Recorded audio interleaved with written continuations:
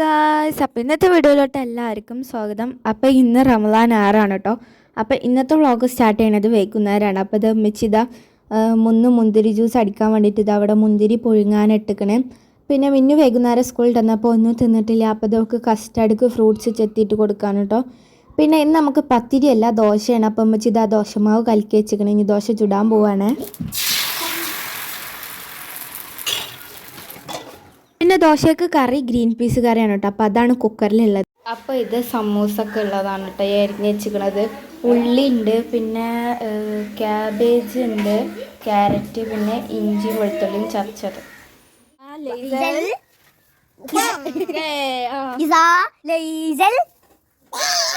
അപ്പോൾ അമ്മച്ചിത് സമൂസൻ്റെ ഉള്ളി വാട്ടാണ് കേട്ടോ. അപ്പോൾ വൈകുന്നേരം ഇപ്പോൾ ഇസു വന്നിക്കണേ.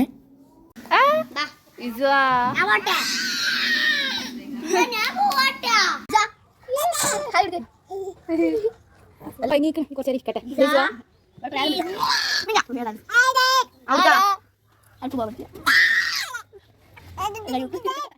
ഉള്ളി വട്ടേൻ്റെ ശേഷം അതിക്കുള്ള മസാലപ്പൊടി കാര്യങ്ങളൊക്കെ ഇട്ടിട്ടുണ്ട് കേട്ടോ. പോയോക്കാം. ഇസോണ് ഡോർ തുറന്ന് ഡോർ തുറന്ന് ഞാൻ അടക്കല്ലേ ഇസുവാ. ഞാൻ തുറന്നോളാം.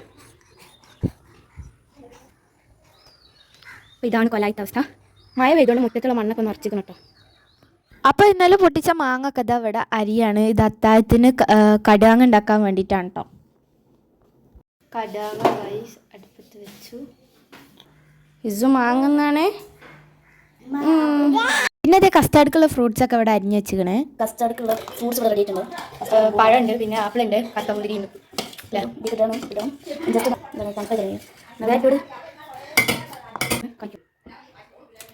അങ്ങനെ പായട്ടതിൻ്റെ കുർത്തിയിൽ എന്താ പറയുക കഷ്ടമുന്തിരി രണ്ടു കഴിക്കാമല്ലോ. മുന്തിരി അതൊക്കെ സാധാരണ. എന്നാൽ ആപ്പിൾ ഇനി മുന്തിരി ഇത് നല്ലോണം മിക്സ് ചെയ്യാം.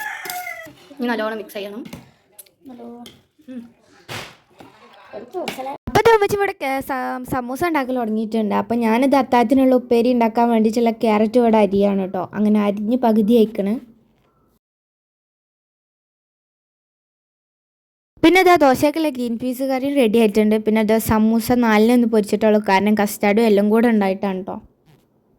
അപ്പോൾ ഗൈസ്, നമുക്കിന്ന് കസ്റ്റാർഡുണ്ട്, പൊരിക്കടി ആയിട്ട് സമൂസ ഉണ്ട്, കാരക്ക ഉണ്ട്, പിന്നെ ചായക്കടി ആയിട്ട് നമുക്ക് ദോശയാണ്, പിന്നെ കറി ആയിട്ട് നമുക്ക് ഗ്രീൻ പീസ് കറിയാണ്, ഫ്രൂട്ട്സ് ആയിട്ട് വത്തക്കയുണ്ട്, ജ്യൂസുണ്ട്.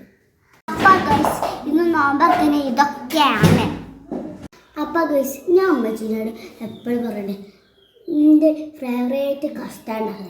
അപ്പോൾ ഇന്നും വെച്ച് കസ്റ്റാർഡ് ഉണ്ടാക്കി തരും. പിന്നെ എൻ്റെ ഫേവറേറ്റ് സമൂസ ഉണ്ട്.